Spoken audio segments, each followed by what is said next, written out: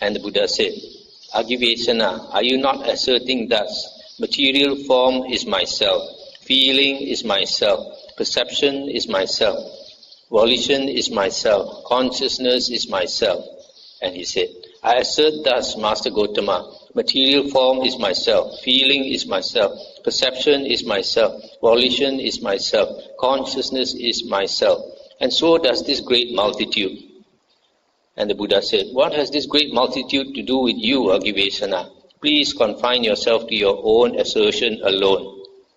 And he said, then Master Gotama, I assert thus, material form is myself, feeling is myself, perception is myself, volition is myself, consciousness is myself. Then the Buddha said, what do you think, Agivesana, when you say thus, material form or body is myself? Do you exercise any such power over that material form as to say, let my form be thus, let my form not be thus? When this was said, Saccaka, the Niganta's son, was silent. A second time, the Blessed One asked the same question, and the second time, Saccaka, the Niganta's son, was silent. Then the Blessed One said to him, Agivesana, answer now. Now is not the time to be silent. If anyone, when asked a reasonable question up to the third time by the Tathagata, still does not answer, his head splits into 7 pieces there and then. What do you think, Agivesana, when you say thus, material form is myself? Do you exercise any such power over that material form as to say, let my form be thus, let my form not be thus? No, Master Gotama. Pay attention, Agivesana. Pay attention how you reply. What you said before does not agree with what you said afterwards, nor does what you said afterwards agree with what you said before. What do you think, Agivesana, when you say thus, feeling is myself?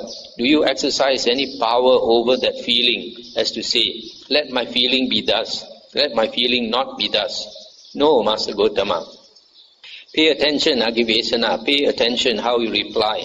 What you said before does not agree with what you said afterwards, nor does what you said afterwards agree with what you said before. What do you think, Agivesana, when you said thus, perception is myself? Do you exercise any power over that perception as to say, let my perception be thus, let my perception not be thus? No, Master Gotama. Pay attention, Agivesana, pay attention how you reply. What you said before does not agree with what you said afterwards, nor does what you said afterwards agree with what you said before. What do you think, Agivesana, when you say thus, volition is myself?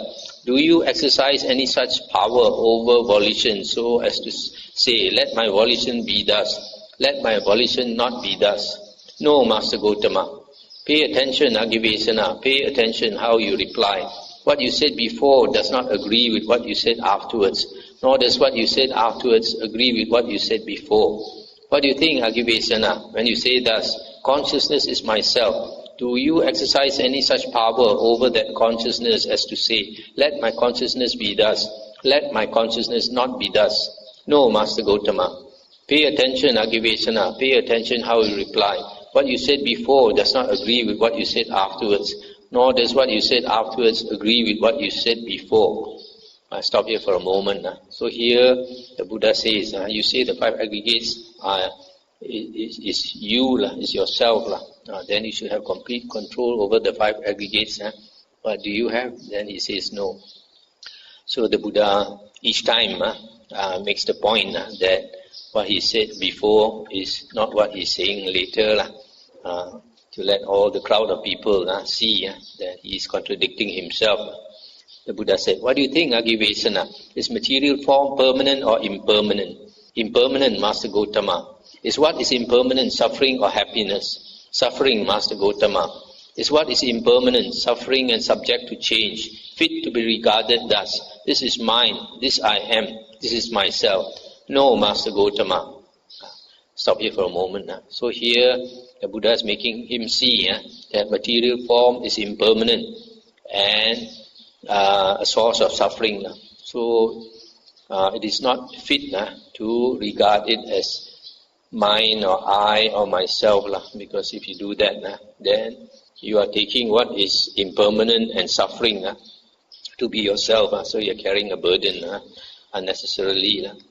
What do you think, Agivesana? Is feeling permanent or impermanent? Similarly, perception, volition, consciousness and consciousness. And to all this is impermanent, Master Gotama. Is what is impermanent, suffering or happiness? Suffering, Master Gotama. Is what is impermanent, suffering and subject to change, fit to be regarded thus? This is mine, this I am, this is myself. No, Master Gotama. So he agrees that the five aggregates are not fit to be regarded as mine, I am, or myself. What do you think, Agivesana? When one adheres to suffering, resorts to suffering, owes to suffering, and regards what is suffering thus, this is mine, this I am, this is myself. Could one ever fully understand suffering oneself, or abide with suffering utterly destroyed? How could one, Master Gotama? No, Master Gotama. What do you think, Agivesana? That being so, do you not adhere to suffering, resort to suffering, owe to suffering, and regard what is suffering thus? This is mine, this I am, this is myself. How could I not, Master Gotama? Yes, Master Gotama. Stop here for a moment. So here the Buddha is saying what you take to be the self is suffering. So if you take it as yourself, then you are resorting to suffering, adhering to suffering, holding on to suffering. So in other words, is making it plain that Agivesana is a fool, taking what is suffering to be the self.